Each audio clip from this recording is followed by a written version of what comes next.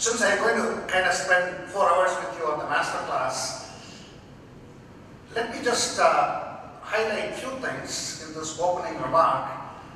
One is, why is innovation needed in India?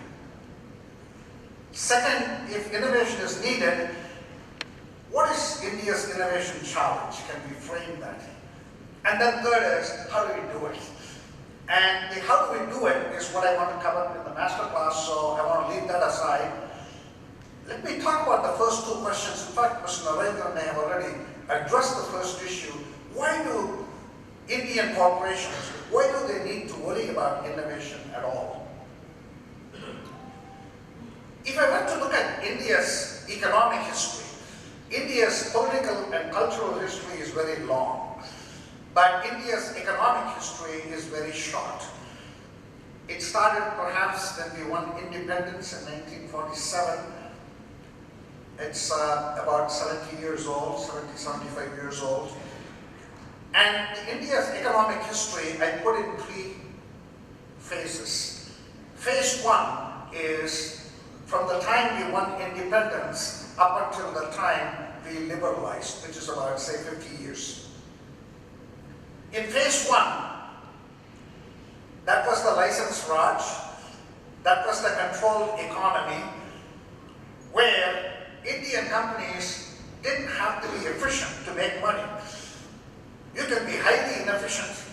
As long as you got license to produce something, there are customers always waiting to buy it.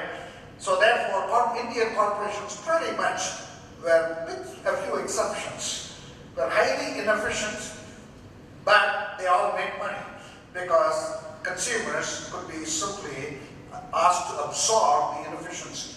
That's kind of phase 1. The phase 1 of the economic history of India is the last 2 decades since liberalization.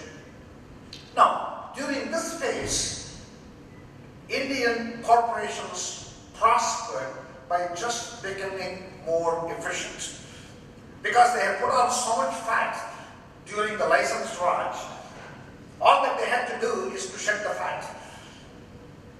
As long as they were efficient, they were making money.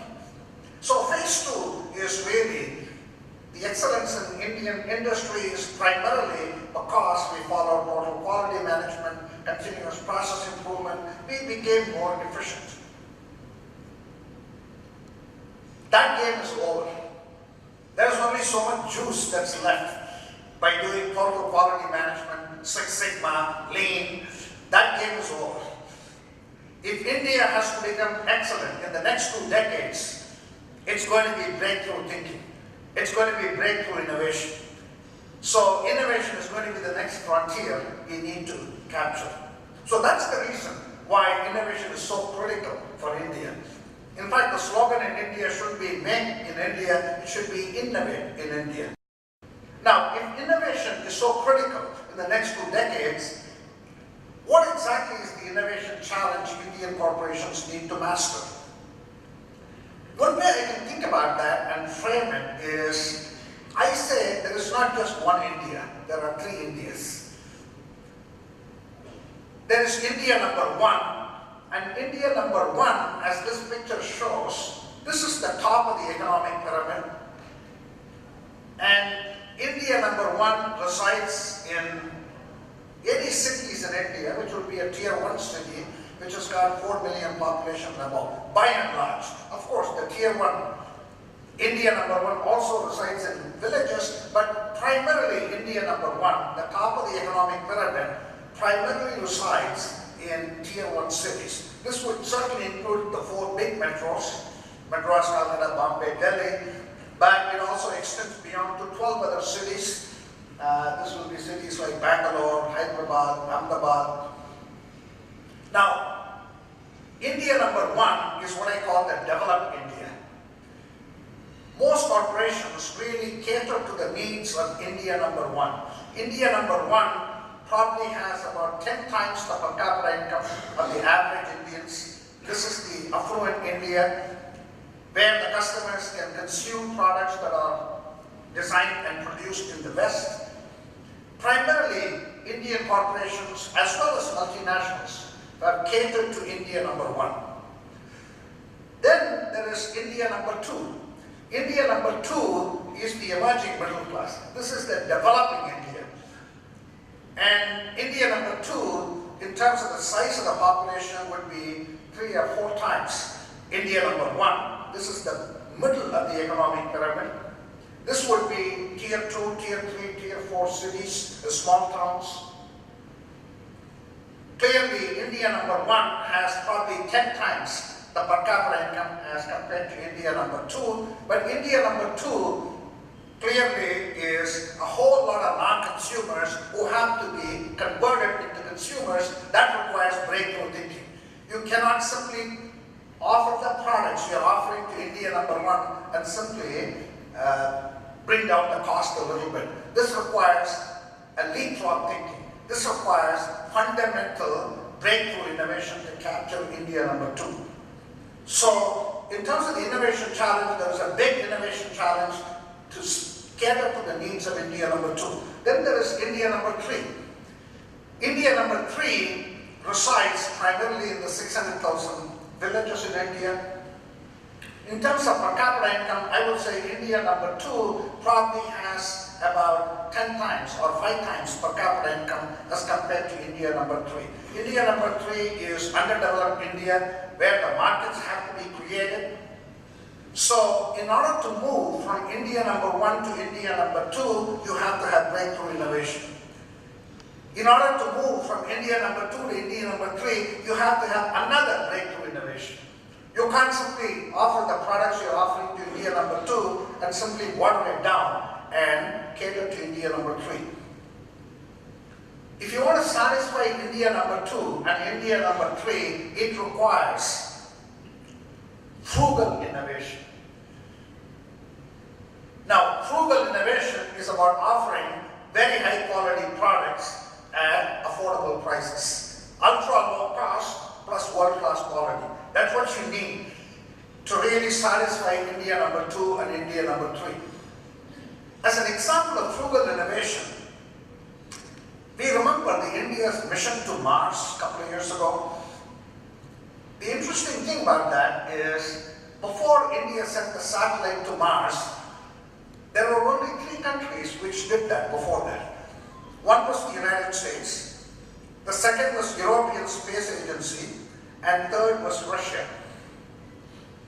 The 4th country to do it is an extremely poor country called India. But that's not the most interesting thing. The interesting thing is India spent $75 million on its mission to Mars. Just about the time India sent a mission to Mars, America sent a mission to Mars which costed $2 billion. India spent $75 million and America spends $2,000 million. And both are doing the same thing. As we are speaking, both satellites are circling around Mars. This is what I mean by frugal innovation. In fact, a couple of years ago, there was a Hollywood movie that was made. I don't know whether you saw it or not. The movie is called Gravity. It is a movie about a failed mission to Mars. And that movie costed $150 million. So, a Hollywood make-believe failed mission to Mars cost twice as much as India's successful mission to Mars. This is what I mean by frugal thinking. We need breakthrough thinking to capture India number 2 and India number 3. As an example of breakthrough innovation, how about what David Bhaskar Group has achieved? In an industry we will call newspaper publishing as a dying industry. In newspaper publishing, they have fundamentally revolutionized that. In 20 cities that David Bhaskar entered, they are leaders from day one in the newspaper publishing industry. By the way, this is extraordinarily difficult. If you think about the economics of newspaper publishing, the economics of newspaper publishing goes something like this. You lose money every time you produce and sell a newspaper. Why? because cost of subscription never covers the cost of producing and circulating a newspaper. So when newspapers launch, they don't launch with million copies, because if you launch with high volume, you lose a lot of money. Therefore, they launch a few units and then let the ad revenues catch up. Once the ad revenue catches up, then you start making money. Then you launch some more and let the ad revenues catch up. That is how the newspaper economics works. In that context, David Bhaskar became leaders in the newspaper industry from day one by entering markets which are already entrenched by incumbents. This is the most extraordinary thing. In fact, the first city David Bhaskar entered was Jaipur.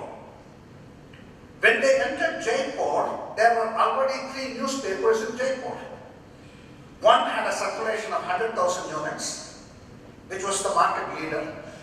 The second newspaper had a circulation of 50,000 units, and the third newspaper had a circulation of 25,000 units. Now, David Bhaskar Group enters that market. By the way, not only the industry economics dictates that you have to build your volume in small quantities. In fact, the #1 market share leader in Jaipur with 100,000 units, they built that market position over 30 years. Not only when you enter, you have to enter in small quantities. It turns out in the newspaper business, morning habits are extremely difficult to break. That's like your morning beverage. Once you settle on a morning beverage, you don't change. Imagine that's your situation. You're entering a city which is already well entrenched with 3 newspapers, and morning habits are difficult to break, and even if it is a virgin territory, you can never launch a newspaper in big volumes. That's the situation you face. The only way you can break through in that situation is by coming up with out-of-the-box thinking. Thinking like the India's Mars mission. You have to have breakthrough innovation. Now, what did David Bhaskar Group do? The first thing that they did when they went to Jaipur, they identified India #2 and India #3 who are not subscribing to a newspaper. So, if someone is not subscribing to a newspaper, there is no morning habit you have to break. In addition, they identified in the city of Jaipur, India #1, the affluent India, who are already subscribing to a newspaper, but if the right newspaper was offered, they had the money to subscribe to a second one. So they identified 200,000 households who either did not subscribe to a newspaper or could afford to subscribe to a second newspaper. The point being, they went after non-consumers. The moment you go after non-consumers, you not only don't have to break the morning habit, but the incumbents will not be woken up because you are not affecting their market share. The second thing that they did, you see, whenever anybody launches a new product, you have to do market research. Typically, in market research, you do random sample. That means, if you want to understand what a population of 200,000 households need, you don't need to survey 200,000 households. You can survey a random sample. And as long as you choose the right random sample, you can generalize to the population. That's the industry practice. David Bhaskar didn't want to follow industry practice. Breakthrough thinking implies you don't copy what others are doing. You have to come up with breakthrough thinking. You have to come up with non-linear thinking. So what David Bhaskar Group did, they decided they will survey the entire 200,000 households. If you want to survey the entire 200,000 households, the problem is it is very expensive. So how did a newspaper group, which is so small, which don't have a lot of resources, how do you survey 200,000 households? This is what they did. They went and identified all the colleges in the city of Jaipur and went to those college students and told them, we have a market research activity in which we want you to help us. And we can't pay you. We are too small. We can't pay you. Of course, the students asked, why the hell do I need to do survey for you if you're not going to pay me? They said there are 3 benefits. First, this is going to be a massive survey of 200,000 households. So it's going to be exciting. Second, you're a college student. You need a job. This would be a good way for which to enhance your resume. You can write in your resume you work for a company. Third, anybody who does a good job in this market research, we will subsequently employ them. Because we are going to become successful. When we become successful, we will employ those people who do a good job in the market research. By the way, 50% of the people who they selected for this market research, they subsequently absorbed in Daily Bhaskar Group. Then they went to all the unemployed youth in Jaipur and told them, you're unemployed, you have nothing to do anyway. Why don't you come and do market research? You're wasting your time doing nothing. You do market research, and if you do a good job, we'll give you employment in our organization. So with the result is, they got 700 market research folks. And those 700 people who did market research, obviously these are not experts in market research. So they gave them nice uniform. They gave them training for 1 month in grooming and presentation, communication, etc. One thing the 700 people had was tremendous enthusiasm, because these were youngsters. They had tremendous enthusiasm, even though they were not conventional market researchers. But you trained them. So they went to the 200,000 households and asked them, what do you need in a newspaper? Why are you not subscribing to one? What do you need in a newspaper so that you will subscribe to one? They told them all kinds of things. Well, we want the price to be XYZ, we don't like advertisements on the front page, blah, blah, blah. So they collected all that information. Then they did something extraordinary. They went back to the same 200,000 households a second time. This time, they had a marked up newspaper. So they went to a household and said, look, you said if we have these kinds of information in the newspaper, you will buy one. Now I've got a prototype newspaper. And if you subscribe for the newspaper now, you will get a 25% break on the subscription rate. And there will be money back guarantee if you are not satisfied with the newspaper. Of course, the newspaper will come only 9 months later. And 9 months later, when it comes, if you are not satisfied, you will get a money back guarantee. With the result, 172,000 households signed up for a newspaper that was not even published, which was going to be published 9 months later. And they prepaid. Think about that for a moment. In a tough industry, they got prepaid subscriptions for 172,000 copies. Then they went to the advertisers and said, you know what, I got a newspaper which has got a guaranteed 172,000 subscription. Why don't you place the ads? Not only that, we know the complete economic profile of this 172,000 subscribers. They did big data analysis even before big data became popular. They launched in the city of Jaipur with 172,000 on day one. They were market leaders from day one. They have replicated this in 20 cities in India. This is a local language newspaper. They started in Hindi, they produced in Marathi, they got one English newspaper. but everything else is local language newspaper. By the way, in India, if you're a local language newspaper, you can be number one in one city, but languages don't travel. In fact, the major media houses in India are always in English. In that context, today, Dainik Bhaskar Group is number one newspaper in India in terms of circulation. Number 4 in terms of circulation in the world.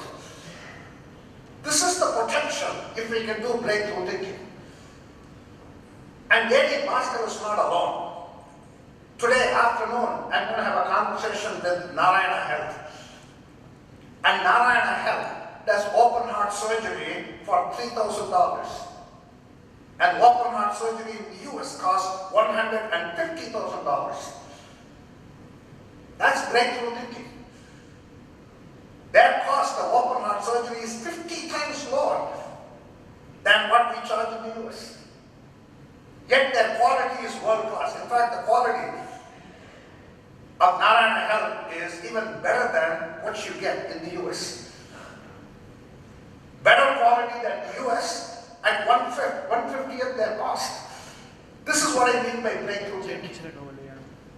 And if you really want to unlock India number 2 and India number 3, then I say corporations in India have to fundamentally change the way they approach.